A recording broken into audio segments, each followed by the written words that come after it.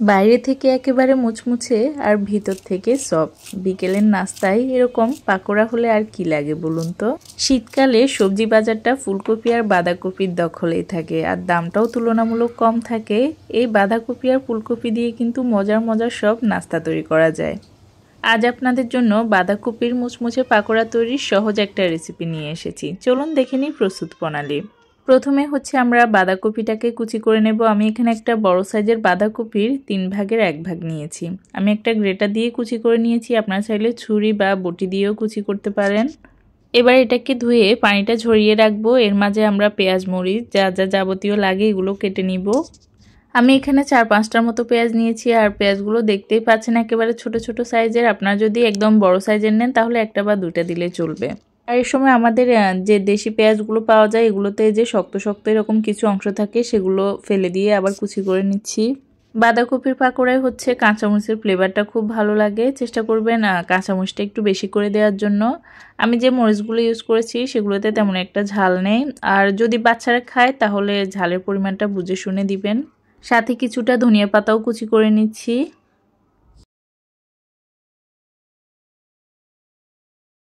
এবার কুচি করে নেওয়া পেঁয়াজ মরিচ ধনিয়া পাতা এগুলোকে একটা বোলের মধ্যে নিয়ে নিলাম। এখন এর মধ্যে আগে থেকে ধুয়ে রাখা বাঁধাকপিটাও দিয়ে দিচ্ছি।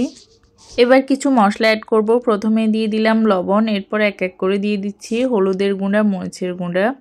যেহেতু কাঁচামরিচ একটু বেশি অ্যাড করেছি তো মরিচের গুঁড়াটা খুব বেশি দিব না, আপনারা চাইলে শুধু কাঁচামরিচ দিয়েও তৈরি করতে পারেন। দিয়ে দিচ্ছি সামান্য একটু চাট মশলার গুঁড়া আর কিছুটা পরিমাণ গরম মশলার গুঁড়া দিয়ে দিচ্ছি। এই পাকোড়ার তৈরিতে আমি সবসময় একটু রসুন বাটাও দিয়ে থাকি। রসুন বাটা দেখি শেষ হয়ে গিয়েছে তো 2-3 কোয়া রসুনকে একটু কুচি করে দিয়ে দিলাম। আর একটা মশলা দিয়েছি, এটা হচ্ছে জোয়ান বা আজওয়াইন বা ক্যারাম সিডসও বলে। যেহেতু ভাজা পোড়া খেলে একটু গ্যাসের প্রবলেম হয় তো এই মশলাটা কিন্তু যাদের গ্যাস্ট্রিকের সমস্যা আছে তাদের জন্য অনেক উপকারী। আপনারা চাইলে জিরা বা কালো জিরাও দিতে পারেন। এখন এই সবগুলোকে হাত দিয়ে ভালো করে মেখে নিতে হবে।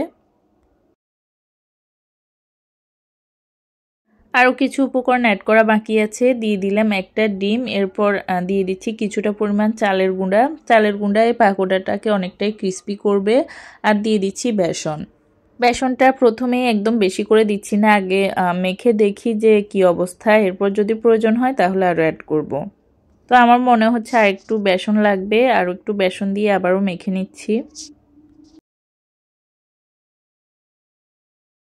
যখন দেখবেন এরকম পাকোড়া শেপ দেওয়া যাচ্ছে তখন বুঝবেন যে মিশ্রণটা রেডি হয়ে গিয়েছে। এখন চুলায় একটা কড়াই বসিয়ে এর মধ্যে তেল গরম হতে বসিয়ে দেব।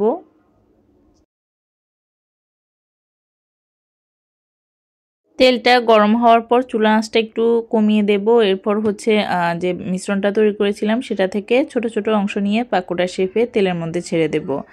তেলটা যখন গরম হবে আগুনটা একটু কমিয়ে দিবেন, না হলে কিন্তু তেলে দেওয়ার সাথে সাথে এগুলো লাল হয়ে যাবে আর ভিতরটা কাঁচা থেকে যাবে। এখন চুলার আঁচ লো এবং মিডিয়ামের মাঝামাঝি রেখে একটু সময় নিয়ে এগুলোকে ভাজবো, তাহলে কিন্তু বাইরেটা একদমই ক্রিস্পি হবে। এই যে ভাজা হয়ে গিয়েছে, এখন তেল থেকে বাড়তি তেলটা ঝরিয়ে তুলে নিচ্ছি। একইভাবে আমি সবগুলো পাকোড়া তৈরি করে নেব।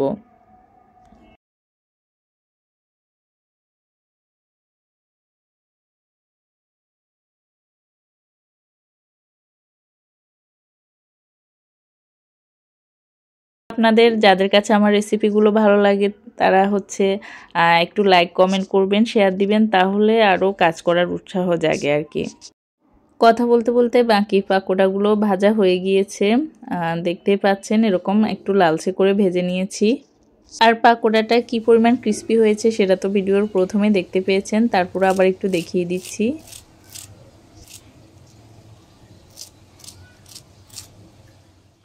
আজ এ পর্যন্তই। আমার জন্য দোয়া করবেন যেন সুস্থ সবল থাকতে পারি আর আপনাদের জন্য নিত্য নতুন রেসিপি নিয়ে হাজির হতে পারি। আপনারা কী ধরনের রেসিপি দেখতে পছন্দ করেন সেটা আমাকে কমেন্ট করে জানাতে পারেন, আমি সেই অনুযায়ী রেসিপি তৈরির চেষ্টা করব।